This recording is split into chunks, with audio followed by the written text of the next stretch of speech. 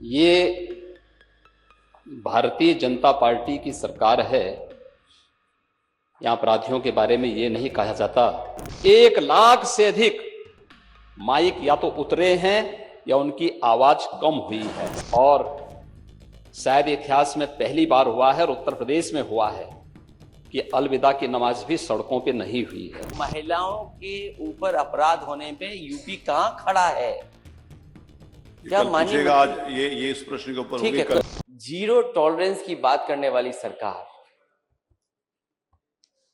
और जिस तरह घटनाएं हो रही हैं उत्तर प्रदेश में, कोई कल्पना नहीं कर सकता कि ये उत्तर प्रदेश वही है जहां पर जीरो टॉलरेंस की बात हो रही हो। जब कल मैडम गवर्नर यहां पर स्पीच दे रही थी, उसी दिन अखबार में, कल के ही अखबार में, और परसों की घटना जहां पर एक 19 साल की बेटी के साथ दुष्कर्म हुआ, और ये एक घटना नहीं है। अगर हम घटनाओं को देखें और आंकड़ों को देखें, मैं माननीय अध्यक्ष आपके माध्यम से सरकार से कहूंगा, कम से कम सरकार इस पर साफ कहे कि जो जीरो टॉलरेंस की बात कर रही हो और जो सबसे ज्यादा अपने आप को प्रचार में इस बात के लिए प्रचार कर रही हो कि वो सबसे ज्यादा संवेदनशील है महिलाओं को लेकर के, बेटियों को लेकर के, लड़कियों को लेकर के। लेकिन अगर हम देश के और उत्तर प्रदेश के आंकड़े देखें तो महिला अपराधों में यूपी सबसे आगे है। अगर ये आंकड़े सरकार नहीं मानती है तो सरकार ये बताए कि सरकार के पास जो सिस्टम है, डायल 100 जिसको डायल 112 कर दिया है, उसके आंकड़े क्या कहते हैं। 1090 जो बना था सुरक्षा के लिए, उसके आंकड़े क्या कहते हैं। और जो हर दिन हम अखबार खोल करके देखते हैं तो पाते हैं कि क्या गंभीर से गंभीर घटनाएं हो रही हैं। और अगर हम याद करें पीछे मुड़ करके, और अभी भी सरकार उतनी जितनी सेंसिटिव होनी चाहिए, जितनी सीरियस होनी चाहिए, अभी भी घटनाओं को लेकर सेंसिटिव नहीं है। इलाहाबाद में 22 अप्रैल को थाना भरभई में पूरा परिवार समाप्त कर दिया गया, पूरा का पूरा परिवार खत्म हो गया। उसके बाद जो जानकारियां आ रही हैं, अभी तक अपराधी नहीं पकड़े गए। और ये प्रयागराज की पहली घटना नहीं है, प्रयागराज में न जाने कितनी ऐसी घटना हुई हैं। आखिरकार सरकार क्या कर रही है? क्या थाने इसी तरह अराजकता के केंद्र बन जाएंगे? कल की घटना रामपुर की, जहां रूलिंग पार्टी के सदस्य थाने में जाकर के जिनके ऊपर जिम्मेदारी है कि कानून व्यवस्था को बेहतर करेंगे, उनकी पिटाई हो जाना, मारपीट होना उनके साथ थाने में, और रिवॉल्वर लगा देना। यह है जीरो टॉलरेंस की सरकार। और फिर माननीय मुख्यमंत्री जी जहां गए ललितपुर में, हालांकि मैं तो ये कहूंगा कि सदन के नेता सच बोलते हैं, और मुझे बड़ा अच्छा लगा जब आपने सच बोला। मैं उस मीटिंग में मौजूद नहीं था, लेकिन मैंने तो अखबारों के माध्यम से पढ़ा और जानकारी मुझे हासिल हुई। नेता सदन ने कहा, जब शिकायतें की गई सरकार की, अधिकारियों की शिकायतें जब हुई, तो नेता सदन ने कहा कि आप लोग दलाली छोड़ दो, अधिकारियों को मैं सुधार दूंगा। मैं अपने नेता सदन का बहुत धन्यवाद देता हूं। 5 साल तक दलाली चलती रही, नेता सदन को पता ही नहीं लगा।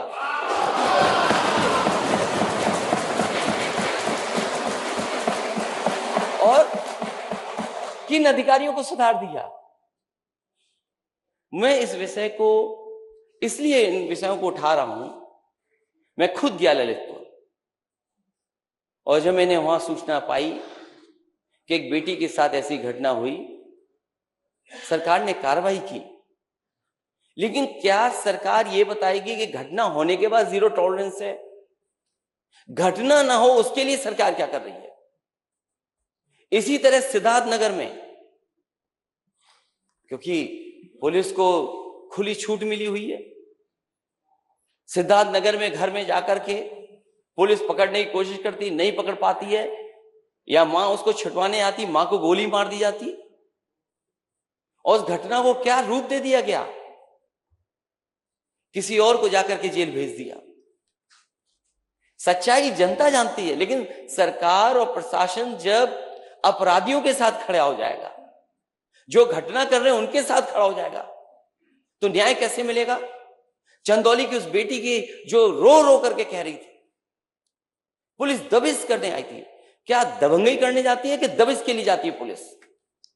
उसकी व्यवस्था है, सिस्टम है, आप कैसे जाएंगे घर में? ये किसने छूट दी है? आप घर में घुस गए, बेटी को इतना पीटा कि जान चली गई उसकी।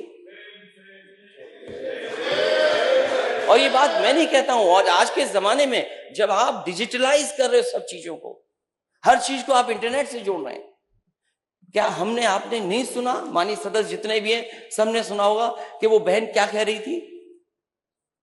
उसकी बहन कह रही थी कि पुलिस ने इतना पीटा कि जान चली गई। उसके बाद पुलिस उसकी झूठी कहानी बनाने के लिए फांसी से लटकाना चाहती थी। ये घटनाएं होंगी उत्तर प्रदेश में, क्योंकि एक घटना नहीं है।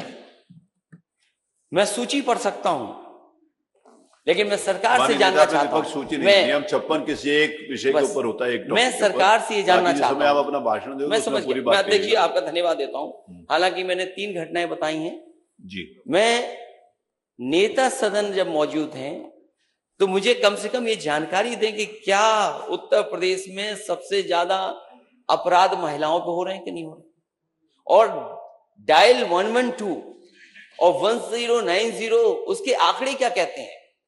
क्योंकि ये सरकार नई नहीं है, ये कंटिन्यूटी की सरकार है। क्या सरकार ये स्वीकार करेगी पुलिस के लोग कहानी बदल देते हैं? क्या कहानी नहीं बदली जा रही है?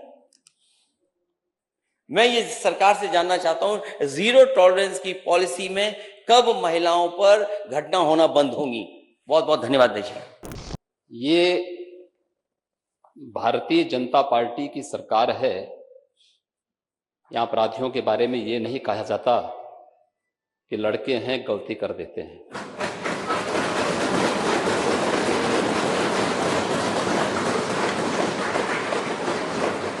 अगर अपराधी है तो कोई भी है, वो जीरो टॉलरेंस की नीति के तहत ही कार्रवाई होती है। और नेता प्रतिपक्ष इस बात को अच्छी तरह जानते भी हैं, समझते भी हैं, उन्होंने स्वीकार भी किया है कि कार्रवाई हुई भी है।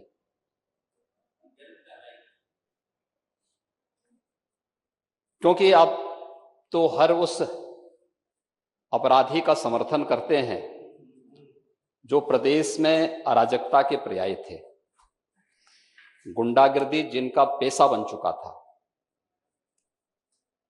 विगत 5 वर्ष के अंदर प्रदेश के अंदर कानून व्यवस्था और सुरक्षा के बेहतर माहौल ने ही इस सरकार को फिर से व्यापक जन समर्थन दिया है। प्रत्यक्षम किम प्रमाणम, प्रत्यक्ष को किसी प्रमाण की आवश्यकता नहीं होती है। ये चुने गए माननीय सदस्य इस बात के प्रमाण हैं कि जनता ने इन्हें समर्थन दिया है, और आधी आबादी ने जिस भाव के साथ समर्थन दिया है वह अभिनंदनीय है। मैं उनको सैल्यूट करता हूं।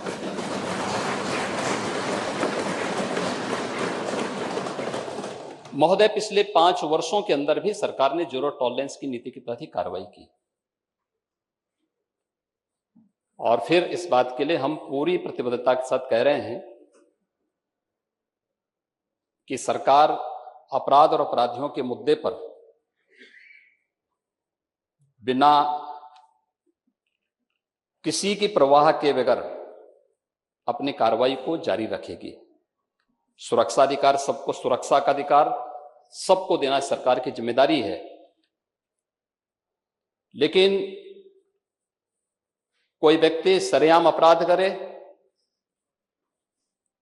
यह किसी भी प्रकार से सरकार स्वीकार नहीं कर सकती। और खास तौर पर महिला संबंधी अपराधों को लेकर के एंटी रोमो स्क्वाड का गठन हमारी सरकार ने 2017 में आने के तत्काल बात किया था। एंटी रोमियो स्क्वाड के गठन के साथ ही प्रदेश के अंदर 218 महिला संबंधी अपराधों को रोकने के लिए और पॉस्को कोर्ट की स्थापना भी सरकार ने किया। उस पर त्वरित कार्रवाई हुई। आंकड़ों के हिसाब से नहीं, अगर आप पूरे देश के अंदर घटित होने वाले मामलों की संख्या को अगर आप देखेंगे, 2012 से 17 के बीच में विभिन्न प्रकार के जो अपराध हुए हैं, चाहे वह हत्या से संबंधित हों, लूट से संबंधित हों, दुष्कर्म से संबंधित हों, महिला संबंधी अपराध हों, इनमें भारी गिरावट आई है। और कल हमारे प्रतिपक्ष के मित्र महामहिम राज्यपाल के भाषण को सुने होते तो बहुत सारी चीजें उनके सामने क्लियर हुई होती। बाकी जो कुछ बचेंगी अभिभाषण पर जवाब देंगे, उस समय आपको बहुत स्पष्ट रूप से बताएंगे कि अपराधों में कितनी गिरावट आई है। दूसरा, यह भी बहुत महत्वपूर्ण है कि इससे पहले विधानसभा के चुनाव होते थे या कोई चुनाव होता था, तो चुनाव के दौरान भी और चुनाव के बाद भी व्यापक हिंसा होती थी। महोदय, कुछ लोगों ने इस विधानसभा चुनाव के दौरान भी या चुनाव संपन्न हुए उसके बाद कुछ हरकत की थी, लेकिन उस हरकत को कुछ ही घंटों में हम लोगों ने कंट्रोल भी किया, यूपी पुलिस ने कंट्रोल भी किया है। बहुत सारे लोगों ने गर्मी दिखाने का प्रयास भी किया, तो गर्मी भी शांत हो रही है, बहुत अच्छे ढंग से हो रही है। मुझे याद है 2017 में जब हमारी सरकार का गठन हुआ था, तो उस समय आजमगढ़ में जहरीली शराब से कई मौतें हुई थी। और जहरीली शराब से कई मौतें होने के बाद हम लोगों ने जब उसकी तह में गए तो कौन वो व्यक्ति है, क्या ये सच नहीं था कि जहरीली शराब से निर्दोष लोगों को मारने वाला व्यक्ति समाजवादी पार्टी से जुड़ा हुआ था?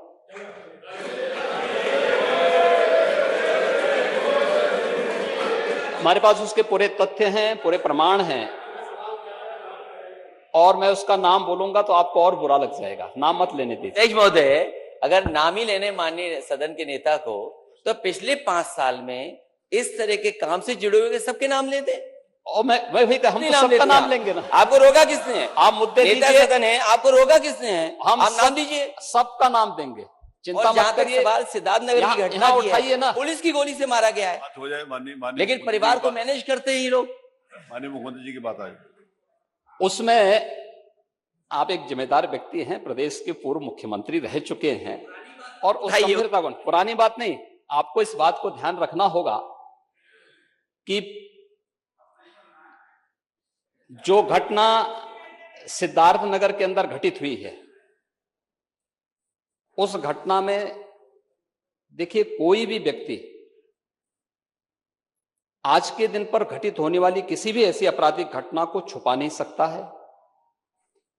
हर एक इस प्रकार के मामलों में एक बोर्ड गठित होता है, वीडियोग्राफी होती है, एफएसएल की पूरी रिपोर्ट और बैलिस्टिक जांच भी इसके बाद होती है।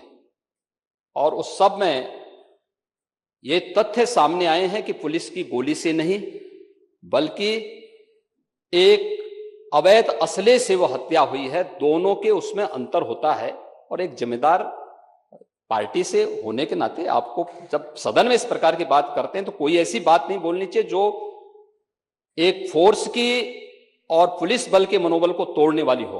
अपराधियों के खिलाफ कार्रवाई की बात होनी चाहिए, अपराधी कहीं भी हो, कोई भी हो, उसके खिलाफ कार्रवाई की बात तो होनी चाहिए, लेकिन कोई ऐसी बात हमें नहीं कहनी चाहिए जो प्रदेश की सुरक्षा पर और एक जिम्मेदार पुलिस बल पर उंगली उठाता हो और उसके मनोबल को तोड़ने वाला हो। यह हमें हमेशा ध्यान रखना होगा। और दूसरा, अन्य जिन मामलों में भी बातें हुई हैं, हर एक मामले में अपराधियों के खिलाफ कार्रवाई हुई है, और सरकार फिर इस बात के लिए आश्वस्त करती है पूरे सदन को कि किसी भी अपराधी, जो अपराधी होगा, उस अपराधी के खिलाफ सरकार की जीरो टॉलरेंस की नीति के तहत ही कार्रवाई होगी। इसमें किसी प्रकार का कोई संदेह किसी को भी नहीं होना चाहिए। मैंने माननीय नेता प्रतिपक्ष को सुना, माननीय मुख्यमंत्री जी को सुना। मैं सवाल इसको ये ट्राई है करता हूं। कि महिलाओं के ऊपर अपराध होने पे यूपी कहां खड़ा है? ये क्या कल माननीय पूछेगा, आज ये इस प्रश्न के ऊपर ठीक होगी, है, कल बात anyway, करेगा। और ये दूसरा लेकिन माननीय मुख्यमंत्री ने दूसरा माननीय अपने ओम प्रकाश जी। जो कहा स्टेटमेंट दिया कि दलाल दलाली नहीं कर सकते हैं, वो बताया नहीं माननीय मंत्री।